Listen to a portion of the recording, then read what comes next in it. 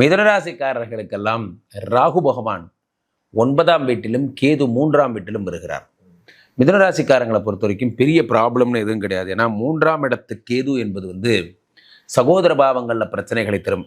ஆனால் 9ஆம் இடத்து ராகு அப்பாவுடைய ஆயுஷையே பிரிச்சிடும். அப்பாவுடைய ஆயுஷுக்கே ஆபத்து 9ஆம் இடத்தில் ராகு வருவது.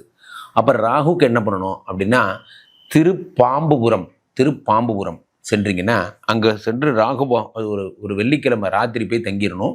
வெறும் வயிற்றோட அங்கே போய் ஸ்டே பண்ணணும். வெறும் வயிற்றில் அங்கே நைட்டு படுக்கும்போது வெறும் வயிற்றோட தூங்கணும்.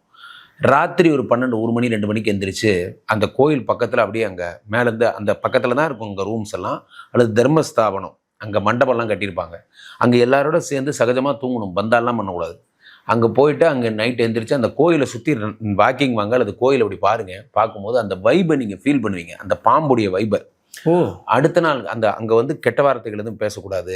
ஏதோ நம்ம டிவைன் தமிழ் பார்த்தோம், இங்கே வர சொன்னாங்க, ஏதோ கடமைக்கு வந்திருக்கோம்னு பேசக்கூடாது.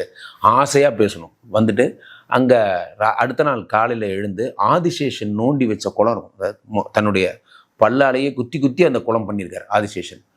அந்த ஆதிசேஷன் தோண்டி வச்ச அந்த குளத்தில் போய் குளிச்சிடணும். அதுக்கு கோயிலுக்கு ஏற்ற மாதிரியே குளிச்சுட்டு ட்ரெஸ் எல்லாம் கழட்டி விட்டுட்டு அங்கே உள்ள சுவாமிக்கும் இவருக்கும் அம்பாளுக்கும் பால் நைவேத்தியம் பண்ணிவிட்டு கோயிலை ஒரு பிரதட்சணை ராகுக்கு எது பரிகார ஸ்தலம் அங்கேயே இருக்கும். அங்கே பூஜைகள்லாம் ப்ரேயர்ஸ் பண்ணிவிட்டு திரும்பி பார்க்காம வெளியே சாப்பிட்டுட்டு திரும்பி பார்க்காம ஊருக்கு வந்துடணும்.